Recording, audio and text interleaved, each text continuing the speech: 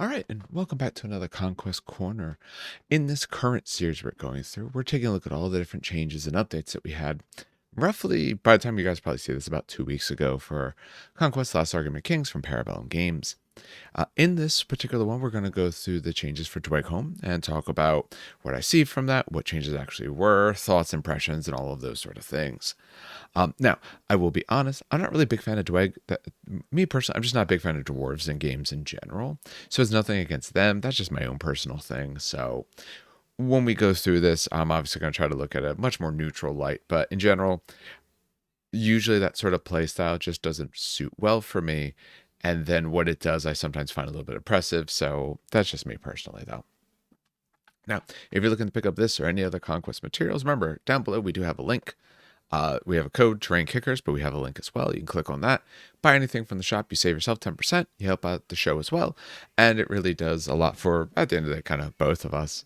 And in reality, for what they give us, it's honestly worth thousands of views for anything that people do end up buying through that. So it is actually very helpful, and it really does help us cover the cost of doing this and anything else that we incur, which there are some costs. Let's just put it that way. All right, so what we're going to do is we are going to take a look at the changes for the Dweg. Now, you'll notice on the right side, if you're watching this, that right there is all the old rules. Left side is the new stuff. The left side is much larger. We're mostly going to highlight what has changed, thoughts on it, all those sorts of things. The first one, and this is just sort of a cleanup. Keep in mind, Dweg got updates, I want to say it was November. They were one of the armies that did, along with 100 Kingdoms and Nords. So they previously have had some updates. So when we take a look at this, they have less unit changes in some of those in general because they got an update and alterations not too long ago. So where some of these other factions had masteries and equipment change, it didn't really happen here. This change in Pursuit of Dweghom is more of just rephrasing what the new rules are. So keep in mind now, if you haven't watched my video discussing the main rulebook changes, please do, because there's some very big important ones. One of them is that refusing a challenge no longer breaks you. It does other things to you. And what this particular change is just mentions the fact that, your infantry regiments that don't have a character, in other words, their command stand, is allowed to try to duel, to challenge someone. If you refuse, then does not confer the normal negative effects. It used to say they don't break and all. You don't break from it anymore. It's actually a different thing now. But if you've already refused the duel, you can't refuse. Before, it was if you're broken, you couldn't refuse, you no longer break from this sort of thing. So they're just clarifying the way in which the rule actually works now, because in the old rule, it just doesn't apply. First big change we notice is supremacy ability for the whole raw. So previously the whole raw would let you get a Nemesis Apprentice for free. In addition, your medium and heavies will, they're within range of objective zone, always kind of seizing. That part stayed the same. That's the second part of this. However, what it does now for these presence of the Membrances, presence of the Membrances, character and regiment stands, command stands, my apologies, in the army count as 2 additional stands for the purpose of those objectives. So your character and your regiment command stands are 2 additional stands for taking objectives. Your mediums and heavies just grab objectives. So they removed you're getting them answers. We're going to see they institute it in a different way. And they no longer restrict you sort of to the 1. It used to be related to, there was ways to kind of get 1 for a points cost. Now you can take any and all, but we'll get to all of that. So that's the big change there. For Ardent Carwa, keep in mind with this new edition, a few things don't exist anymore, like retinues. So what often happened for characters, not all of them, but what often happened for characters is characters went up 10 to maybe 20 points and they got an upgrade or 2 related to what they would have naturally taken or similar to what they naturally would have taken most often in the retinues. So as we look at the Ardent Carwa, 10 additional points, but he's priest plus additional 1. Now he's priest 6. Well, for the first level of Arcane was usually to give you 1 extra wizard or priest level. So that was 10 points. That was an auto include. For most people, if you're doing that, they just put it here instead.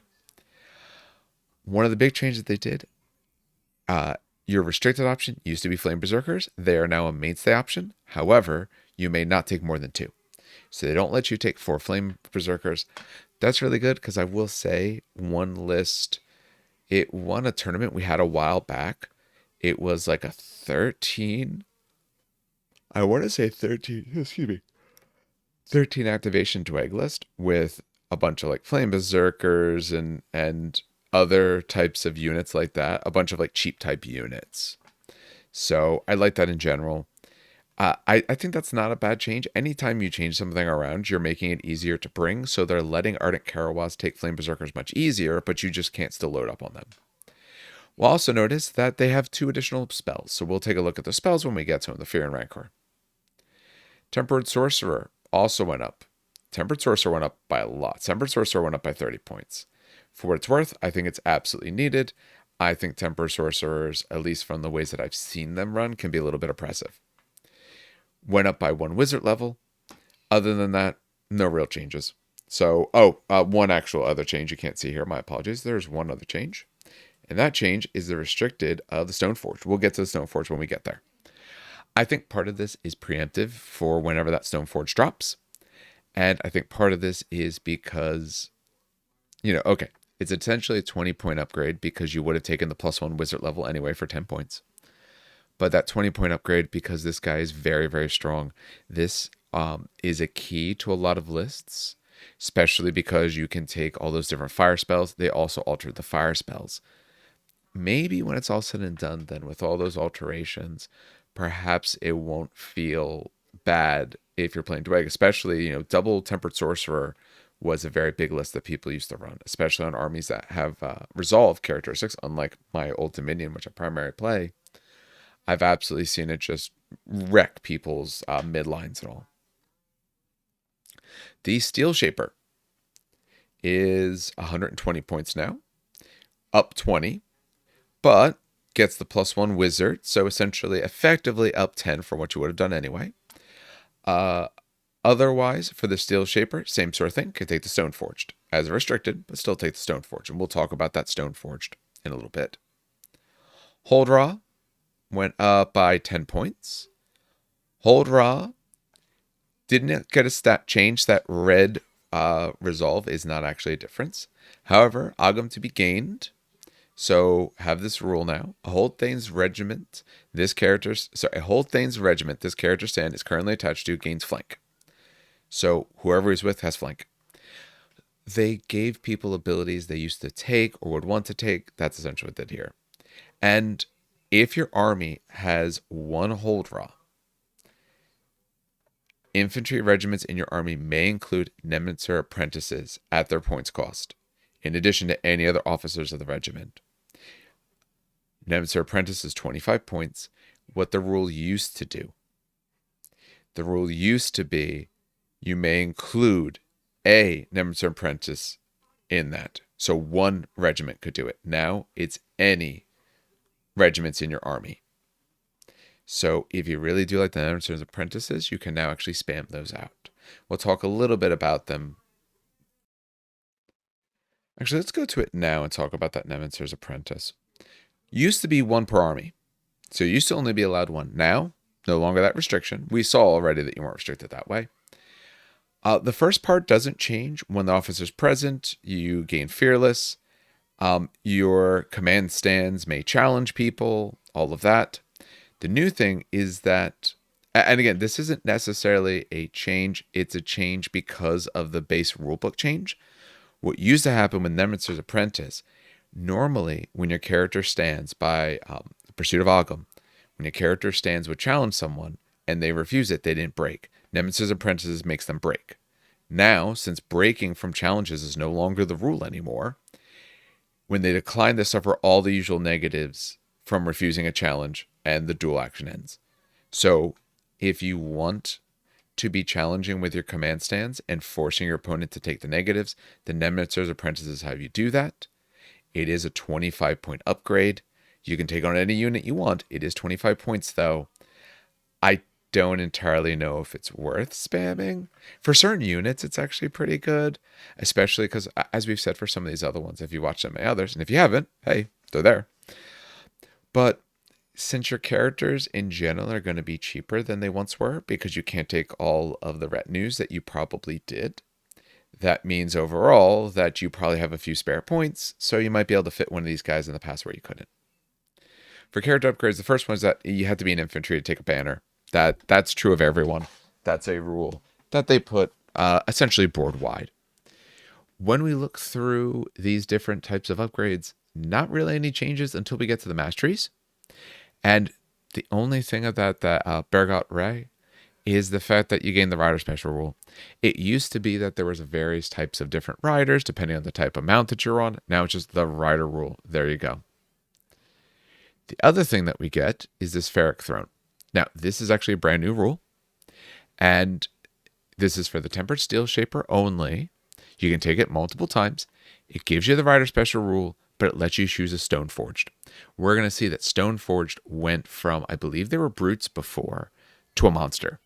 So it lets you actually ride on that thing. Now, when the Stoneforged Regiment this character stand is currently attached to activates its Magnetic Conduit draw event and spends at least 2 elemental potency markers, the regiment gains Blessed.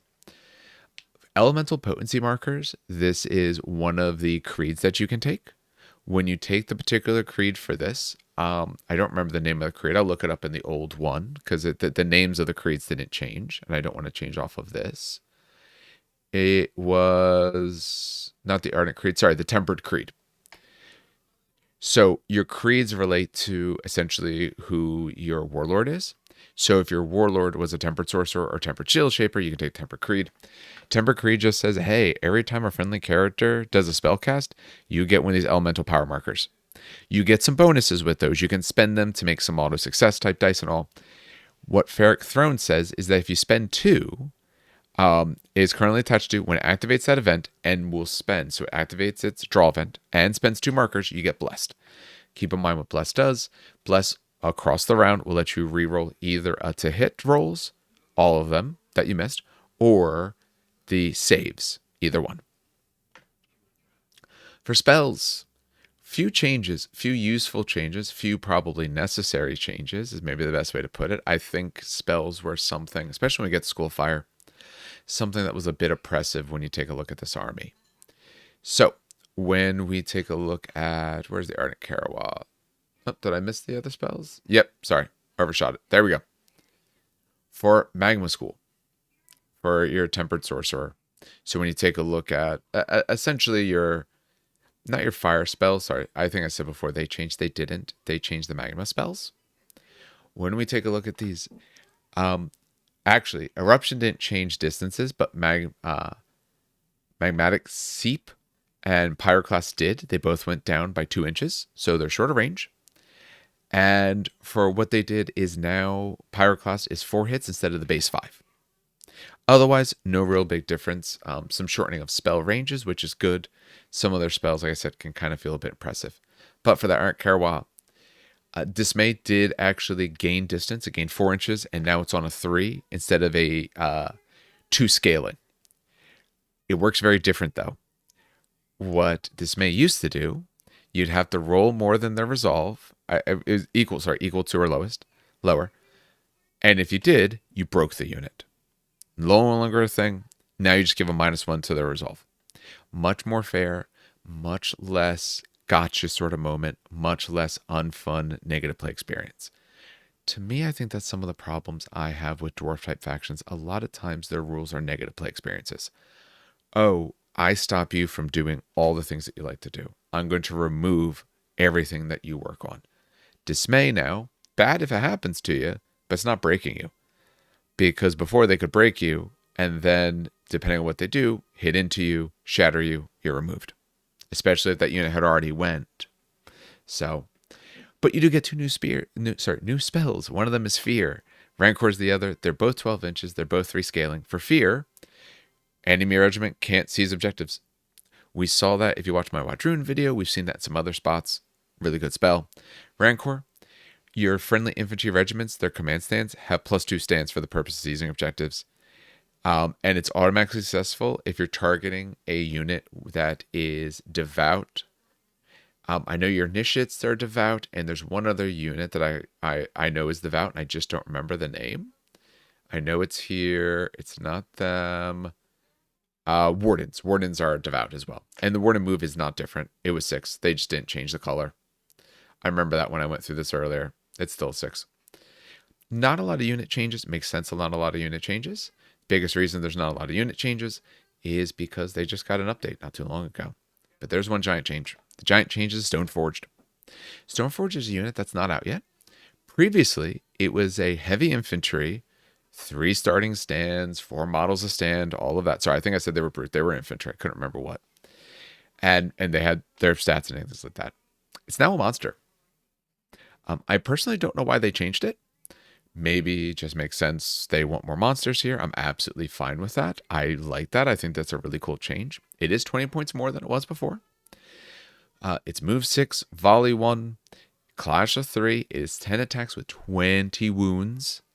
So tons of wounds. This is very chunky. Resolve base of 4. Has fearsome, terrifying, all those sorts of things. Defense 3 with 1 of 8, oddly enough. Has cleave 2, so it's 10 attacks. That it's, if it's not inspired, hitting half the time. 2 less armor for anything you're doing.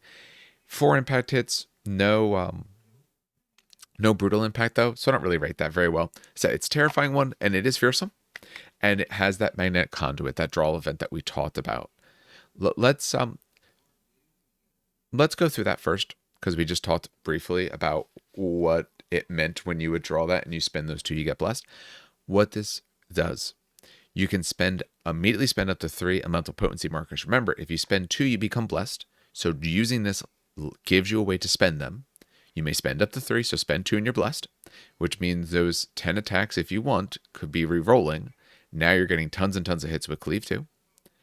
For each potency marker that is spent, this regiment adds 1 to its attack characteristics and counts as 1 additional stand for the purposes of seizing objectives. So we said you were 10 attacks. You could be anywhere from 11 to 13 if you want. Let's say you go with the 2 to make you 12.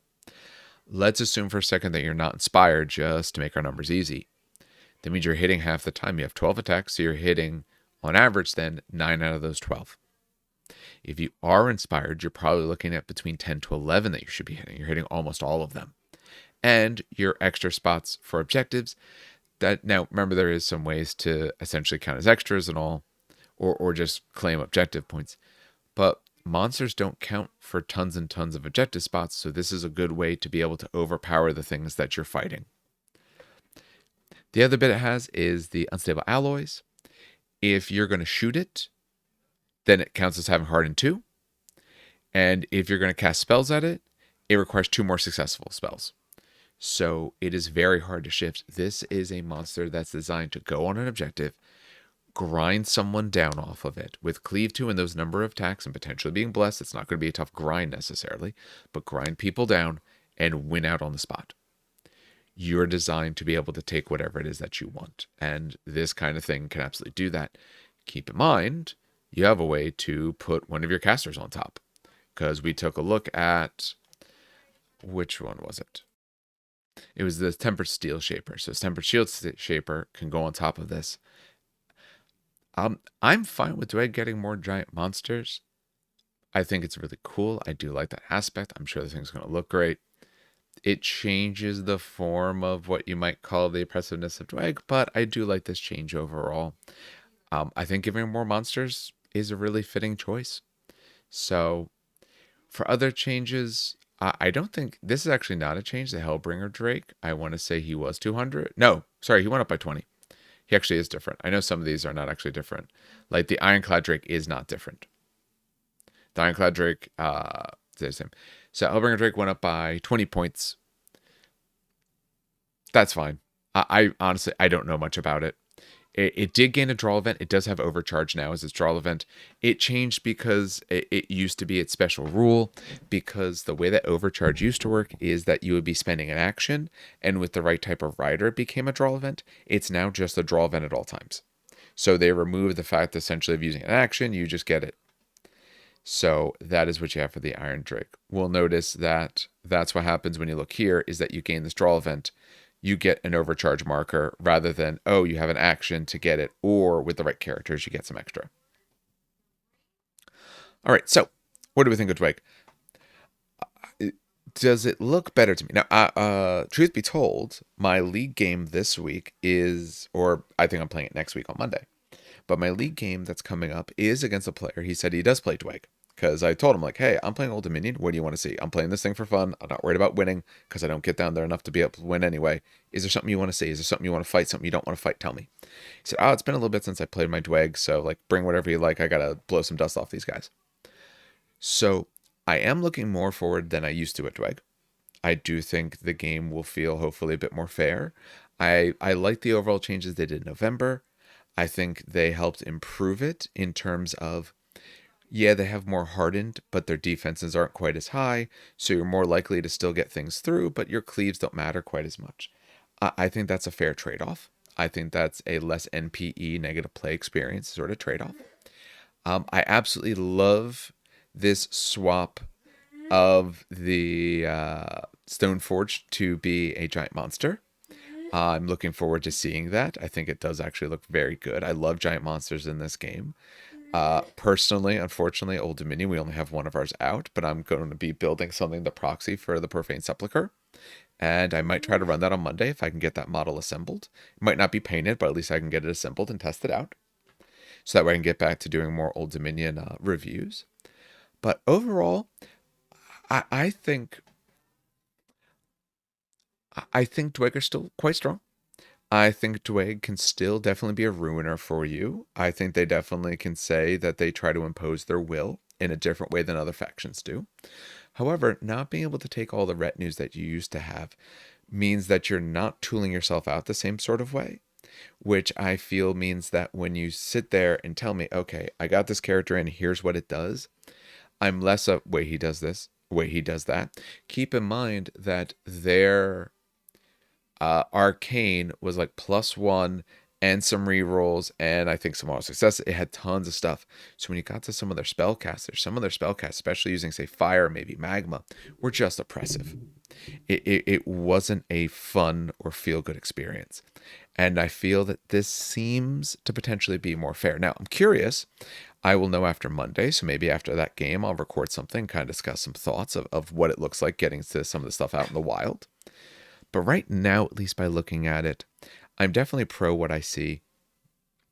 I'm definitely interested to see exactly what happens with all of this.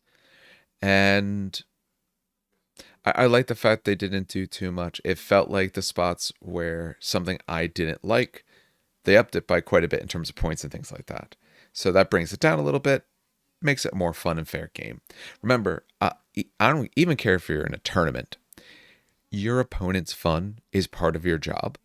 It doesn't mean you don't, you handicap yourself otherwise, but you want your list to feel fun. You want their list to feel fun, and you want to have a fun time playing against each other.